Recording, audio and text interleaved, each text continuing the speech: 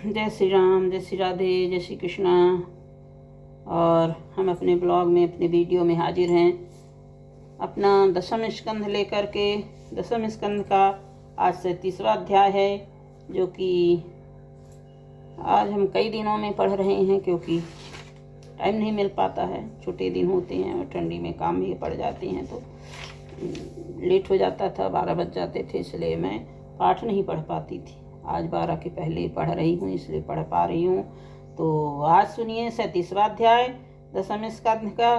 और इसमें केसी और व्योमासुर का उद्धार और नारद जी के द्वारा भगवान की स्तुति है।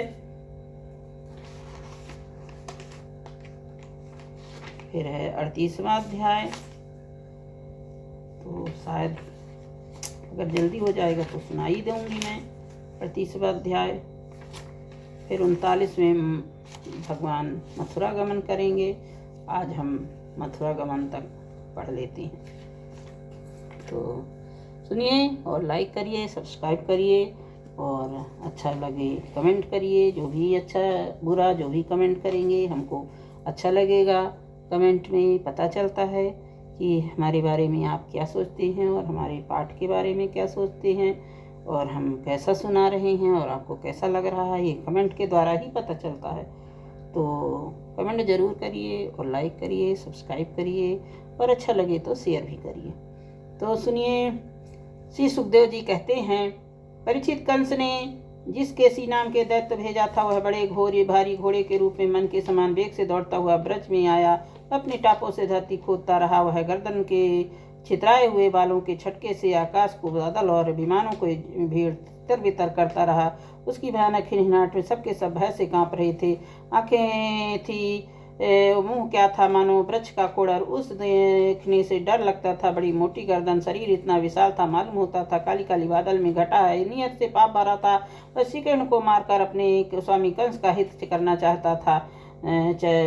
उसके चलने से भूकंप होने लगता था। भगवान श्री कृष्ण देखा कि उनकी हिनहट से उनके आश्रित रहने वाले गोकुल भयभीत हो रहा है, और उसकी पूंछ से बादलों का तितर बितर हो रहे हैं। लड़ने के लिए उन्हीं के ढूंढ रहा है। बढ़कर सामने आए और सिंह के समान गरज कर उसे ललकारा। भगवान ने सामने आया देख वह चिढ़कर गया और उनकी ओर से इस प्रकार मुंह फैलाकर दौड़ा मानो आकाश पी जाएगा। परीक्षित, सचमुच केसी का वेग बड़ा प्रचंड था, और उस पर से विजय पाना तो कठिन था। उसे पकड़ लेना आसान नहीं था। उसने भगवान के पास पहुंचकर दुलत्ती झाड़ी, परंतु भगवान ने उससे अपने बचा लिया। भला वह इंद्रियातीत को कैसे मार सकता। उन्होंने अपने दोनों हाथों में उसके दोनों पिछले पैर पकड़ लिए, और गरुड़ उसके सांप पकड़कर झटक देता है, उसी प्रकार क्रोध से उसे घुमाकर बड़े अपमान के साथ 400 हाथ की दूरी पर फेंक दिया। समय कड़कर खड़े हो गए। थोड़ी देर पर केसी फिर सचेत हो गया, उठ खड़ा हुआ। उसके बाद वह क्रोध से तिलमिलाते हुए मुंह फाड़कर बड़े वेग से भगवान की ओर झपटा। उसको दौड़ते और भगवान को मुस्कुराने लगे। उन्होंने अपने बायां हाथ और मुंह में इस प्रकार डाल दिया जैसे सर्प बिना किसी आशंका से अपने बेल में घुस जाता है। परिचित, भगवान का अत्यंत कोमल कर कमाल भी उस समय ऐसा हो गया मानो तपाया हुआ लोहा हो। उसका स्पर्श होते ही केसी के दांत टूट टूट कर गिर गए। जैसे जलोदर रोग उपेक्षा दोनों देने पर बहुत बढ़ जाता है, वैसे श्री कृष्ण भुजदंड उसके मुंह में बढ़ने लगा। शक्ति भगवान श्री कृष्ण हाथ है, उसके मुंह में इतना बढ़ गया कि उसके सांसें भी आने जाने का मार्ग ना रहा। अब तो दम घुटने के कारण वह पैर पटकने लगा। उसका शरीर पसीने से लथपथ हो गया। आंखों में पुतली उलट गई। मल त्याग करने लगा। थोड़ी ही देर में शरीर निश्चेत होकर पृथ्वी पर गिर पड़ा। उसके प्राण पखेरु उड़ गए। उसका निष्प्राण शरीर फूला हुआ होने के कारण गिरते ही पकी ककड़ी की तरह फट गया। महाबाहु भगवान श्री कृष्ण ने उसके शरीर से अपना भुजा खींच ली। उससे कुछ भी आश्चर्य या गर्व नहीं हुआ। मेरा प्रयत्न के शत्रु का नाश हो गया। देवताओं को अवश्य ही इसमें बड़ा आश्चर्य हुआ। वे प्रसन्न होकर भगवान के ऊपर पुष्प बरसाने लगे, स्तुति करने लगे। परीक्षित, देवर्षि नारद भगवान के पर प्रेमी, समस्त देश जीवों के सच्चे हितैषी, वहाँ कंस के यहाँ से लौटकर अनायासी अद्भुत कर्म करने वाले भगवान श्री कृष्ण के पास आए और एकांत में उनसे कहने लगे, सच्चिदानंद स्वरूप श्री कृष्ण, आपका स्वरूप मन और वाणी के विषय नहीं है। आप योगेश्वर हैं। सारे जगत का नियंत्रण आप ही करते हैं। आप सबके हृदय में निवास करते हैं। सबके सब आपके हृदय में निवास करते हैं। हैं। आप भक्तों के एकमात्र वंश नहीं, यदुवंश शिरोमणि और हमारे स्वामी हैं। जैसे एक ही अग्नि सभी लकड़ियों के में व्याप रहती है, वैसे ही आप समस्त प्राणियों की आत्मा है। आत्मा के रूप में होने से अपने को छिपाए रखते हैं, क्योंकि आप पंचकोश रूप गुफाओं के भीतर रहते हैं। फिर भी पुरुषोत्तम के रूप में, सबके नियंता के रूप में और सबके साक्षी के रूप में आपका अनुभव होते ही है। प्रभु, आप सबके अधिष्ठान और अधिष्ठान रहित हैं। अपने सृष्टि के प्रारंभ से माया ही गुणों के सृष्टि और उन गुणों को स्वीकार करके आप जगत की उत्पत्ति स्थिति प्रलय करते रहते हैं। सब करने के लिए आपको अपने अतिरिक्त और किसी भी वस्तु की आवश्यकता नहीं है, क्योंकि आप सर्वशक्तिमान सत्संकल्प हैं। वही आप दैत्य प्रमथ और राक्षसों का जिन्होंने आजकल राजाओं का वेश धारण कर रखा है, विनाश करने के लिए, धर्म की मर्यादा की रक्षा करने के लिए यदुवंश में अवतीर्ण हुए हैं। यह बड़े आनंद की बात है। आप खेल ही खेल में घोड़े रूप में रहने वाले किसी दैत्य को मार डाला, जिसकी हिंसनाहट से डर कर देवता लोग अपने स्वर्ग छोड़कर भाग जाया करते थे। प्रभु, आप परसों में आपके हाथों चाणूर, मुष्टिक, दूसरे बलवान कुबेर, पेड़, हाथी और श्रम कंस को मरते हुए देखूंगा। उसके बाद शंखासुर, कालेवन और नरकासुर का वध देखूंगा। स्वर्ग से कल्प वृक्ष उखाड़ लाएंगे और इंद्र चीचपड़ करने पर उनको उसका मजा चखाएंगे। अपनी कृपा, वीरता, सुंदर शुल्क देकर वीर कन्याओं से विवाह करेंगे और जगदीश्वर आप द्वारका में रहते हुए नरक के पास से छुड़ाएंगे। आप जामवती के साथ समयंतक मणि से जामबान से ले आएंगे और अपने धाम से ब्राह्मण के मरे हुए पुत्रों को ला देंगे। इसके पश्चात आप पौंड्रिक मिथ्या वसुदेव वध करेंगे, काशीपुर को जला देंगे। युधिष्ठिर यज्ञ में चेदी राज शिशुपाल के और वहां से लौटते समय उसके मौसेरे भाई दंत वक्त को नष्ट करेंगे। प्रभु, द्वारका में निवास करते समय आप और भी बहुत पराक्रम प्रकट करेंगे। उन्हें जिन्हें पृथ्वी के बड़े बड़े ज्ञानी प्रतिभाशाली पुरुष आगे चलकर गाएंगे, मैं यह सब देखूंगा। इसके बाद पृथ्वी का भार उतारने के लिए काल रूप से अर्जुन के सारथी बनेंगे, अच्छे सेना का संहार करेंगे। सब मैं अपनी आंखों से देखूंगा। प्रभु, आप विशुद्ध विज्ञान घन, आपके स्वरूप में किसी की अस्तित्व है ही नहीं। आप नित्य निरंतर अपने परमानंद स्वरूप में स्थित रहते हैं, इसलिए सारे पदार्थों में आपको नित्य प्राप्त ही है। आपका संकल्प अमोघ है। आपकी चिन्मयी शक्ति के सामने माया और माया के होने वाले वह त्रिगुणमय संसार चक्र नित्य वृत्ति कभी हुआ ही नहीं। ऐसे आप अखंड एक रस चिदानंद स्वरूप ईश्वर से संपन्न भगवान की मैं शरण ग्रहण करता हूँ। आप सबके अंतर्यामी नियंता हैं। आप में स्थित परम स्वतंत्र हैं। जगत और उसके विशेष अशेष अभाव रूप सारे भेद विभेदों की कल्पना केवल आपकी माया से ही है। इस समय आपने अपनी लीला प्रकट करके मनुष्य श्री विग्रह प्रकट किया है। आप यदु, विष्णु तथा संबंत वंशियों के शिरोमणि बने हैं। प्रभु, मैं आपको नमस्कार करता हूँ। श्री सुखदेव जी कहते हैं, परीक्षित, भगवान के परम प्रेमी भक्त देवर्षि नारद ने इस प्रकार भगवान स्तुति और प्रणाम किया। भगवान के दर्शन के आह्लाद से नारद जी का रोम रोम खिल उठा। तदंतर उनकी आज्ञा प्राप्त करके वे चले गए। इस प्रकार श्री कृष्ण केसी की लड़ाई में मारकर फिर अपने प्रेमी एवं प्रसन्नचित ग्वाल वालों के पूर्वतः पशुपालन काम में लग गए तथा ब्रजवासियों को परमानंद वितरण करने लगे। एक समय जब ग्वाल बाल पहाड़ों की चोटी पर गाय और पशु चरा रहे थे, कुछ चोर और रक्षक बनकर छिपाने का लुका लुकी खेल खेल रहे थे। राजन, उन लोगों में चोर और कुछ रक्षक कुछ भेड़ बन गए थे। इस प्रकार वे निर्भय होकर खेल में रम गए थे। उसी समय ग्वाल का वेश धारण कर व्योमासुर वहां आया। वह मायावी के आचार्य मायासुर का पुत्र था। स्वयं भी बड़ा मायावी था। वह खेल में बहुधा चोर ही बनता था। भेड़ बने हुए बहुत से बालकों को चुरा कर छिपा जाता। वह महान सुर बार बार उन्हें ले जाकर एक पहाड़ की गुफा में डाल देता। उसका दरवाजा एक बड़ी चट्टान से ढक देता। इस प्रकार ग्वाल बाल में केवल 4-5 बालक ही बच गए। भक्त वत्सल भगवान उसकी करतूत जान गए। जिस समय वह ग्वाल बालों को लिए जा रहा था, उसी समय उन्होंने उसे जैसे सिंह भेड़ियों को दबोच ले उसी प्रकार धर दबाया।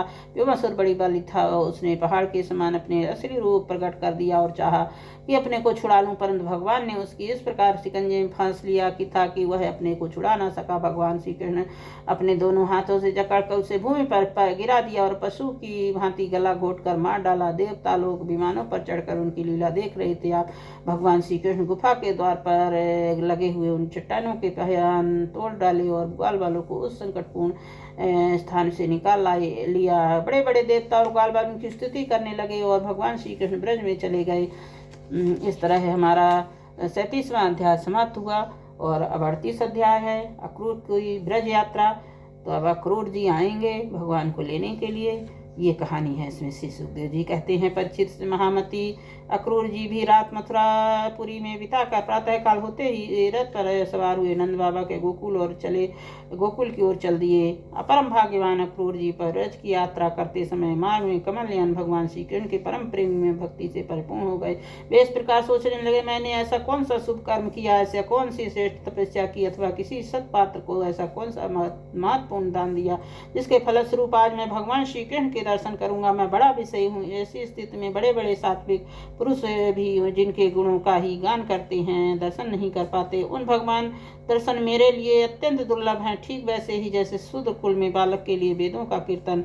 परंतु नहीं, कुछ मुझे अधम को भी भगवान श्री कृष्ण दर्शन होंगे ही, क्योंकि जैसे नदी में बहते हुए तिनके कभी कभी उस पार लग जाते हैं, वैसे ही समय के प्रभाव से भी कहीं कोई इस संसार सागर को पार कर सकता है। अवश्य ही आज मेरे सारे अशुभ नष्ट हो गए हैं। आज मेरा जन्म सफल हो गया, क्योंकि आज मैं भगवान उन चरणों कमलों में सच्चा नमस्कार करूंगा जो बड़े बड़े योगी यतियों के भी केवल ध्यान के ही विषय हैं। अहो, कंस ने तो आज मेरे ऊपर बड़ी ही कृपा की। उसी कंस के भेजने से मैं भूतल पर अवतीर्ण स्वयं भगवान के चरण कमलों के दर्शन पाऊंगा, जिनके नक मंडल की कांति ध्यान करके पहले युगों के ऋषि महर्षि अज्ञान रूप अपार अंधकार राशियों का पार कर चुके हैं। स्वयं वही भगवान तो अवतार ग्रहण करके प्रकट हुए हैं। ब्रह्मा, शंकर, इंद्र बड़े बड़े देवता चरण कमलों की उपासना करते समय स्वयं लक्ष्मी जी क्षण के लिए भी उनकी सेवा नहीं छोड़ती। प्रेमी भक्तों के साथ बड़े बड़े ज्ञानी भी उनकी आराधना में संलग्न रहते हैं। भगवान के वे ही चरण कमल गौों को चराने के लिए ग्वाल वालों के साथ वन वन में विचरते हैं। वे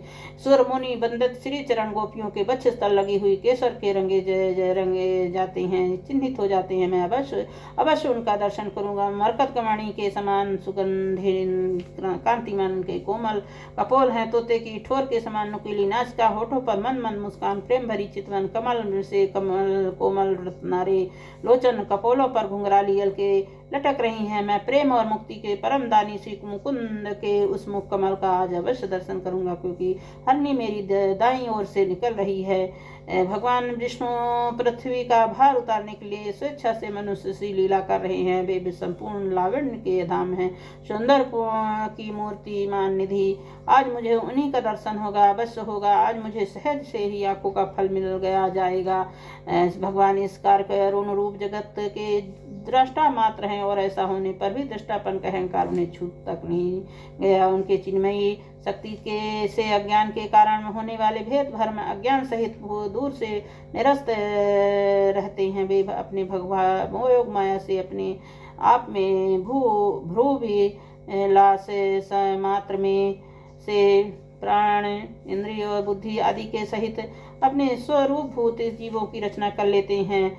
उनके वृंदावन की कुंजों में तथा गोपियों के घरों में तरह तरह की लीलाएं करते हुए प्रतीत होते हैं। और जब समस्त पापों को नाशक उनके मंगलमय गुण कर्म और जन्म की लीलाओं से युक्त होकर वाणी उनके गान करती है, तब गाने से संसार में जीवन की स्फूर्ति होने लगती, शोभा का संचार हो जाता है, सारी अपवित्रताएं धुलकर पवित्रता का सम्राट छा जाता है। परंतु इस वाणी के से उनके गुण, लीला और जन्म की कथाएं नहीं गाई जाती। वह तो मुर्दों के भी शोभित करने वाली हैं, होने पर भी नहीं के समान व्यर्थ हैं।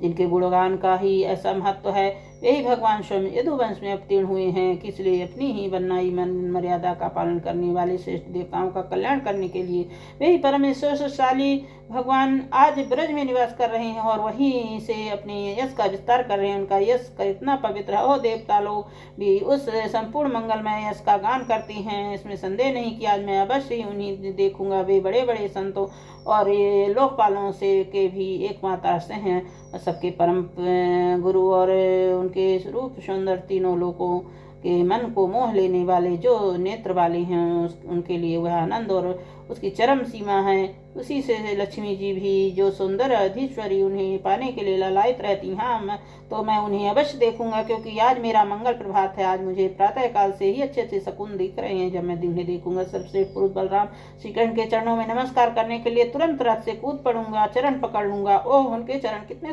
दुर्लभ हैं। बड़े बड़े योगी यति आत्म साक्षात्कार के लिए मन ही मन उनके हृदय में उनके चरणों का धारण करते हैं। मैं तो प्रत्यक्ष पा जाऊंगा और लौट जाऊंगा उन पर। उन दोनों के साथ ही उनके वनवासी सखा एक एक ग्वाल वालों के चरणों की भी वंदना करूंगा। अरे मेरे अहोभाग, अब मैं उनके चरण कमलों में गिर जाऊंगा। तब वे अपने कर कमल मेरे सिर पर रख देंगे। कर कमल उन लोगों के सदा के लिए अभयदान दे चुके हैं। वे काल रूप सांप की अभय से अत्यंत घबरा कर उनके शरण चाहते हैं, शरण में आ जाते हैं। इन तथा दैत्यराज बलि ने भगवान के उन्हीं चरण कमलों की पूजा की भेंट समर्पित करके तीनों लोगों को प्रभुत्व पद प्राप्त कर लिया। भगवान उन्हें चरण कमलों के कर कमलों के ने उनमें से, जिनमें से दिव्य कमल की सुगंध आया करती है, स्पर्श रास लीला समय व्रत युवतियों की सारी थकान मिटा दी थी। मैं कंस का दूत हूँ, इस किसी उसी ने भेजने से उनके पास जा रहा हूँ। कहीं वे मुझे अपना शत्रु न समझ बैठे। राम राम, वे ऐसा कदापि नहीं समझ सकते, क्योंकि वे निर्विकार हैं, सौम्य हैं, अच्युत हैं, सारे विश्व के साथी हैं, सर्वज्ञ हैं, चित्त के बाहर भी और भीतर भी क्षेत्रज्ञ रूप से स्थित होकर अंतःकरण की एक एक चेष्टा को अपने निर्मल ज्ञान दृष्टि से द्वारा देखते हैं। तब मेरी शंका व्यर्थ अवश्य है। मैं चरणों में के हाथ जोड़कर विनीत भाव से खड़ा हो जाऊंगा। वे मुस्कुराते दया भरी स्निग्ध दृष्टि से मेरी देह और देखेंगे। उस समय मेरे जन्म जन्म के समस्त शुभ संस्कार उसी क्षण नष्ट हो जाएंगे।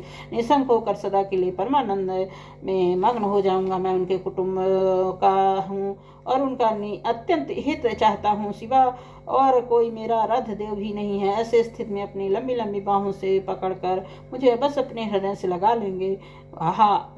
उस समय मेरी ये तो देह पवित्र होगी, वह दूसरों को पवित्र करने वाले भी बन जाएगी। और उसी समय उनका आलिंगन प्राप्त होते ही मेरे कर्म बंधन, जिनके कारण मैं अनादिकाल से भटक रहा हूँ, टूट जाएंगे। जब वे मेरे आलिंगन करेंगे और मैं हाथ जोड़कर सिर झुकाकर उनके सामने खड़ा हो जाऊंगा, तब वे चाचा क्रूर इस प्रकार कहकर संबोधन करेंगे। क्यों ना हो, उसी पवित्र और मधुर यश का विस्तार करने के लिए ही तो वे लीला कर रहे हैं। मेरा जीवन सफल हो जाएगा। भगवान श्री कृष्ण अपने अपनाया नहीं, जिसे आदर नहीं दिया, उसके आज जन्म को जीवन में को धिक्कार है। ना तो उन्हें कोई प्रिय, ना तो अप्रिय, ना तो उनका कोई आत्मीय हृदय और ना तो शत्रु की इच्छा का पात्र भी कोई नहीं है। फिर भी जैसे कल वृक्ष अपने निकट आकर योचना करने वालों को उनकी मुंह मांगी वस्तु देता है, वैसे ही भगवान श्री कृष्ण भी उन्हें जिस प्रकार भजता है उसे उसी प्रकार भी भजते हैं। वे अपने प्रेम भक्तों से पूर्ण प्रेम करते हैं। वे अपने सामने विनीत भाव से सिर झुकाकर खड़ा हो जाऊंगा और बलराम जी मुस्कुराते हुए मुझे अपने हृदय में लगा लेंगे और फिर मेरे दोनों हाथ पकड़कर मुझे घर के भीतर ले जाएंगे। वहाँ इस सब प्रकार से मेरा सत्कार करेंगे। इसके बाद मुझे से पूछेंगे, कंस हमारे घर वालों के साथ कैसा व्यवहार करता है? सुखदेव जी कहते हैं, परीक्षित फल के नंदन अक्रूर मार्ग में इसी चिंता में डूबे डूबे रथ से नंदगांव पहुंच गए और सूर्य अस्त चल पर चले गए। इनके चरण कमलों की रज का सभी लोकपाल अपने किरीटों के द्वारा सेवन करते हैं। क्रूर जी गोष्ठ उनके चरण चिन्हों के दर्शन किए। कमल अंकुश आदि साधारण चिन्हों के द्वारा अपनी पहचान हो रही थी और उनसे पृथ्वी की शोभा बढ़ रही थी। उन चरण चिन्हों के दर्शन करते अक्रूर जी के हृदय में इतना आह्लाद हुआ कि उनका संभाल न सके, विहल हो गए। प्रेम के आवेग से उनका रोम रोम खिल गया, नेत्रों में आंसू भरे आए और टप टप टपकने लगे। वे रथ से कूदकर धूलि में लौटने लगे और कहने लगे, ओह, यह हमारे प्रभु के चरणों की रज है। परीक्षित कंस के संदेश लेकर यहाँ तक अक्रूर जी की चित्त जैसी अवस्था रही, वह जीवों के देह धारण करने के परम लाभ है। इसलिए जीव मात्र ही परम कर्तव्य और दम्भ भय और शोक त्याग कर भगवान की मूर्ति, प्रतिमा, भक्त आदि चिन्ह, लीला स्थान, गुणों को दर्शन, श्रवण आदि के द्वारा ऐसे ही भाव संपादन करे। ब्रज में पहुंचकर अक्रूर ने श्री कृष्ण और बलराम दोनों भाइयों को गाय धोने के स्थान में विराजमान देखा। श्याम सुंदर श्री कृष्ण पीताम्बर धारण किए हुए और सुंदर बलराम नंबर, उनके नेत्र शरतकालीन कमल के समान खिले हुए थे। उन्होंने कभी किशोर अवस्था में प्रवेश किया ही था कि दोनों गौर श्याम निखिल सौंदर्य के खान थे। घुटनों का स्पर्श करने वाली लंबी लंबी भुजाएं, सुंदर सुंदर बदन, परम मनोहर और गज शावक के समान ललित चाल थी। उनके स्तनों में ध्वजा ब्रज अंकुश कमल के चिन्ह थे। अब वे चलते थे, उनके चिन्हित होकर पृथ्वी शोभा मानो जाती थी। मंद मंद मुस्कान और चितवन ऐसी थी मानो दया बरस रही हो। वे उदारता तो मानो मूर्ति थी। उनकी एक एक लीला उदारता और सुंदर कला से भरी हुई थी। गले में बनमाला मणियों के हार जगमगा रहे थे। अभी अभी स्नान करके निर्मल वस्त्र पहने थे। शरीर में पवित्र अंगराज तथा चंदन का लेप किया था। परीक्षित क्रूर ने देखा कि जगत के आदि कारण, जगत के परमपति पुरुषोत्तम ही संसार रक्षा के लिए संपूर्ण अंशों के बलराम जी और श्री कृष्ण के रूप में अवतीर्ण होकर अंकांति की दिशाओं का अंधकार दूर कर रहे। वे भले मालूम होते थे जैसे सोने से मढ़े हुए मकराकृति चांदी के पर्वत जगमगा रहे हों। उन्हें देखते ही अक्रूर जी प्रेम वेग से अधीर होकर रथ से कूद पड़े और भगवान श्री कृष्ण तथा बलराम जी के चरणों के पास साष्टांग लौट गए। परीक्षित भगवान के दर्शन उन्हें इतना आह्लाद हुआ कि उनके नेत्र आंसुओं से सर्वथा भर गए। सारे शरीर में पुलकावली छा गई। उष्ण कंठावा से गला भर आने के कारण वे अपने नाम भी ना बतला सके। वे अपना शरणागत वत्सल भगवान श्री कृष्ण उनके मन का भाव जान गए। उन्होंने बड़ी प्रसन्नता से चक्राकित हाथों द्वारा अपने हाथ खींच कर उठाया और हृदय में लगा दिया। उनके बाद जब वे परम मनुष्य श्री बलराम जी सामने विनीत भाव से खड़े हो गए, उन्होंने उनको गले लगा लिया और उनका एक हाथ श्री कृष्ण पकड़ा और दूसरा बलराम जी ने। दोनों भाई उन्हें घर ले आए। घर में ले जाकर भगवान उनके बड़ा स्वागत सत्कार किया। कुशल मंगल पूछकर श्रेष्ठ आसन पर बैठा विधि पूर्वक उनके पांव पखार कर मधु पर्क शहद मिलाया हुआ दही आदि पूजा की सामग्री भेंट की। इसके बाद भगवान ने अतिथि को अक्रूर जी के गाय दी और पैर दबाकर उनकी थकावट दूर की। बड़े आदर एवं श्रद्धा से उन्हें पवित्र और अनेक गुणों से युक्त अन्न का भोजन कराया। जब वे भोजन कर चुके तब धर्म के परम मर्मज्ञ भगवान बलराम जी बड़े प्रेम से मुखावास पन्नन इलायची और सुगंधित माला देकर उन्हें अत्यंत आनंदित किया। इस प्रकार सत्कार हो चुकने के नंद राय जी ने उनके पास आकर पूछा, क्रूर जी, आप लोग निर्दयी कंस के जीते जी किस प्रकार अपने दिन काटते हैं? अरे उसके रहते आप लोगों की वही दशा है जो कसाई द्वारा पाली हुई भेड़ों की होती है। जिस इंद्रा राम पापी ने अपनी बिलकती हुई बहन के नन्हे नन्हे बच्चों को मार डाला, आप लोग उसकी प्रजा है, फिर आप सुखी हैं। यह अनुमान तो हम कर ही कैसे कर सकते हैं? अक्रूर जी ने नंद बाबा से पहले ही कुशल मंगल पूछ लिया था। जब इस प्रकार नंद बाबा ने मधुर वाणी से क्रूर के कुशल मंगल पूछा और उनका सम्मान किया था, क्रूर शरीर से रास्ता चलने की जो थकावट थी वह सब दूर हो गई। इस तरह हमारा 38वां अध्याय समाप्त हुआ। मथुरा गमन है कल।